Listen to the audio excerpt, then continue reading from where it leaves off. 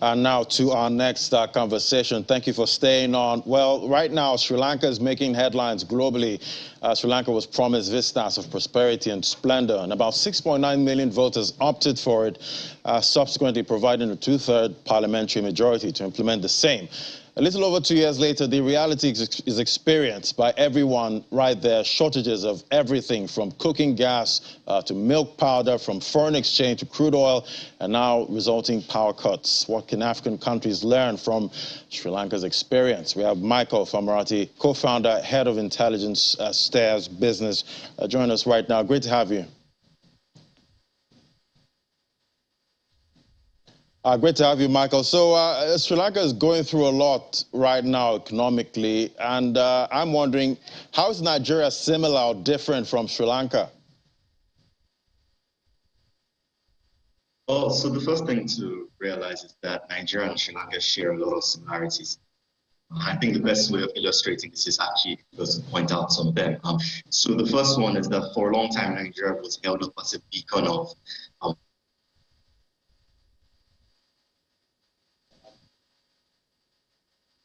All right, seems to having a little network issue there with Michael.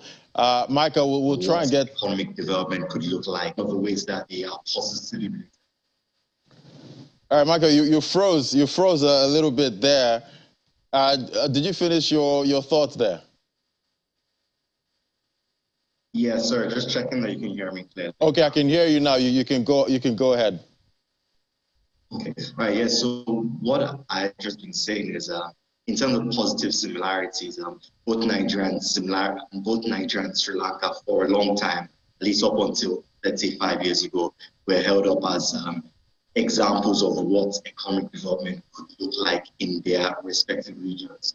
So Nigeria for Africa and Sri Lanka for South Asia. Since then, though, let's say the late 2010s, both countries have sort of taken a turn for the worse. And obviously, Sri Lanka's problems have gotten much worse than Nigeria's. But in terms of some of the negative similarities, I think it's important to highlight a few. One important one is both countries have extremely poor public finances. So just like Nigeria, Sri Lanka borrowed a lot to fund infrastructure.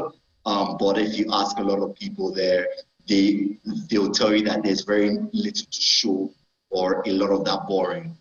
Similarly, Sri Lanka's exchange rate has been managed inflexibly by the central bank for many years, which of course is something that we've seen in Nigeria as well. Finally, and I think this is one particularly instructive one, just like the Nigerian government has been more willing to engage with multilateral agencies like the International Monetary Fund, for a long time, the Sri Lankan government avoided engaging with them, even when the economy was taking a turn for the worse, because the president felt that it would be an infringement of the sovereignty of the country. So perhaps that's a bit of a warning sign for Nigeria, because in the last 5 years, that's a narrative that we've seen echoed a couple of times. Right, and talking about that borrowing binge, some analysts have raised concerns over the overdependence on China for economic development. You know, they've likened it to be a miserable option for any country. And the latest examples of both Pakistan and Sri Lanka, they've been facing dire financial crisis, you know, presently. What do you make of this? Yeah, so there's definitely some truth in it. Again, like I said, the first thing to note is the most friendly lenders are multilateral agencies like IMF and so on. They provide very low cost funding, but the trade-off there is that they are very strict in terms of the kinds of reforms and policies that you push across. The other end of the spectrum is the likes of China and so on, where they don't mind what you do. They're happy to give you money on almost any terms, but in the event of default, they are not very friendly.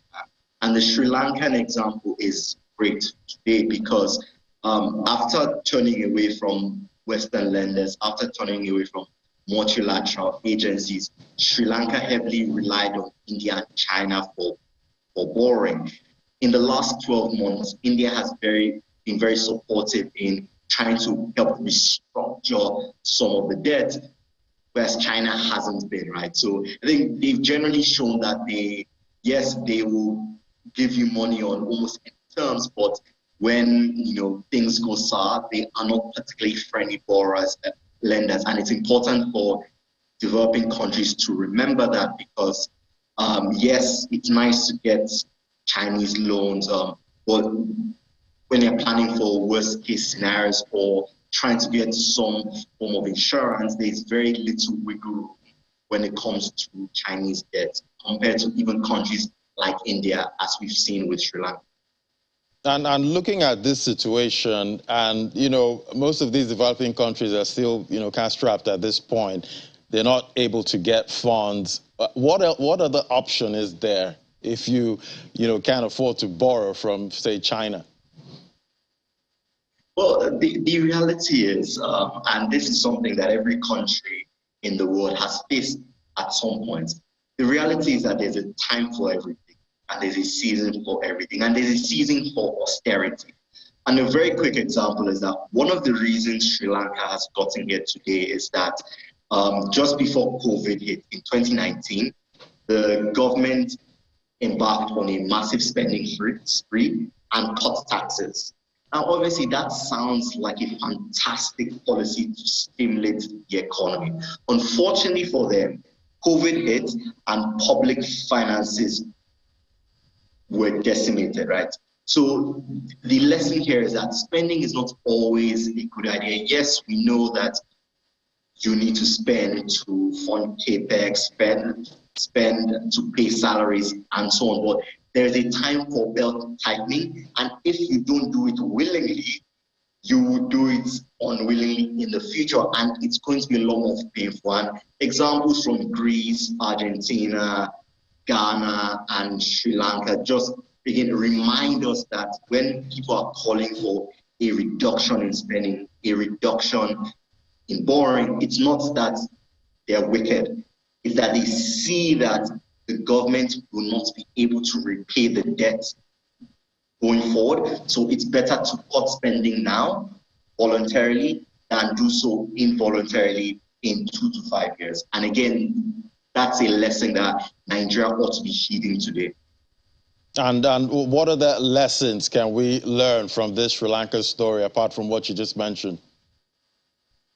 Yes, so one key one is the relationship between political and economic stability. So something that's striking about the Sri Lankan example is just how badly timed things were for them, right? So I already mentioned that just before COVID, they embarked on a massive spending drive, but also just around 2019 and 2020, the president strengthened his position, right? So after essentially hijacking the legislature, he was able to pass constitutional reforms that gave him more power.